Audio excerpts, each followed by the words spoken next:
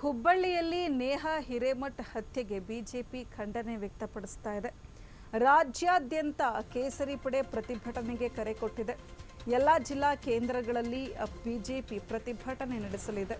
ಮೈಸೂರಿನಲ್ಲಿ ರಾಜ್ಯಾಧ್ಯಕ್ಷ ವಿಜೇಂದ್ರ ನೇತೃತ್ವದಲ್ಲಿ ಧರಣಿ ನಡೆಯಲಿದೆ. ಸಿಎಂ ತವರಿಂದಲೇ ಹೋರಾಟಕ್ಕೆ ವಿಜೇಂದ್ರ ಅವರು ಮುಂದಾಗ್ತಾ ಇದ್ದಾರೆ. ಗಾಂಧಿ ವೃತ್ತದಲ್ಲಿ ಬೆಳಗ್ಗೆ 10:30ಕ್ಕೆ ಪ್ರತಿಭಟನೆ ನಡೆಯಲಿದೆ. ಹುಬ್ಬಳ್ಳಿಯಲ್ಲಿ ನೇಹಾ ಹಿರೇಮಠ್ ಹತ್ಯೆಗೆ ಬಿಜೆಪಿ ವ್ಯಾಪಕ ಖಂಡನೆ ವ್ಯಕ್ತಪಡಿಸ್ತಾ ಇರುವಂಥದ್ದು. ರಾಜ್ಯಾದ್ಯಂತ ಪ್ರತಿಭಟನೆಗೆ ಕೇಸರಿ ಪಡೆ ಕರೆಯನ್ನ ಕೊಟ್ಟಿದೆ.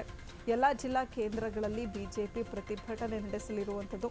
ಇನ್ನು ಮೈಸೂರಿನಲ್ಲಿ ರಾಜ್ಯಾಧ್ಯಕ್ಷ ವಿಜೇಂದ್ರ ಅವರ ನೇತೃತ್ವದಲ್ಲಿ ಧರಣಿ ನಡೆಯಲಿದೆ. ಸಿಎಂ ತವರಿಂದಲೇ ಹೋರಾಟಕ್ಕೆ ವಿಜೇಂದ್ರ ಅವರು ಮುಂದಾಗಿದ್ದಾರೆ. ಗಾಂಧಿ ವೃತ್ತದಲ್ಲಿ ಬೆಳಗ್ಗೆ 10:30ಕ್ಕೆ ಪ್ರತಿಭಟನೆ ನಡೆಯಲಿದೆ.